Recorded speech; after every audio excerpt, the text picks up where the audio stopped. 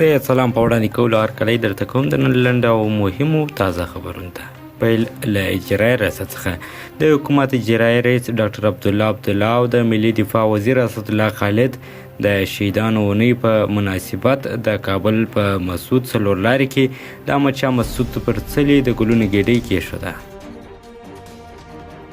د امریکا د بهرنیو چارو وزیر ویلي چې ولسمشر ټرمپ په طالبانو سره د خبرو د بیا پیلېدو امکان نه دی رد کړی، خو که طالبان خپل کړه وړه بدل نه کړي پوځي فشارونه به پرې زیات شي. ولسمشر مولوي منیب ته د سپکاوي قضیه ارزول کیږي.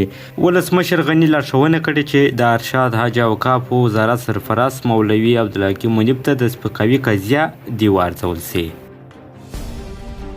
ملګرو ملتونو امنیت شورا به سبا یو مهمه غونډه کې په افغانستان کې روان وضعیت څیړي او په اړه به یې خپل اقدامات بیانوي. او وروستی خبر مو د کابل څخه دی. کابل ښار کې د مسعود وسله لرونکو پلویانو د ګارنیزون یو سرتیری په ډزو وژلی دی. د ملي دفاع وزارت ویان روح الله مزي وایي چې د سنبلې د 13 د کاروان وسلوالو د ترافیکو له څلور لارې سره د ګارنیزون یو سرتیری په ډزو وژلی دی. د نن لپاره مو لنډ او مهم خبرونه همدومره وه. لایک یې کړئ، شیر یې کړئ او د دغسې ښکلو خبرونو او تازه معلوماتو لپاره زموږ چینل هم سبسکرایب کړئ. تر بل خبرې سرویزه تاسو ټولو ته ښه وخت. د خدای په امان.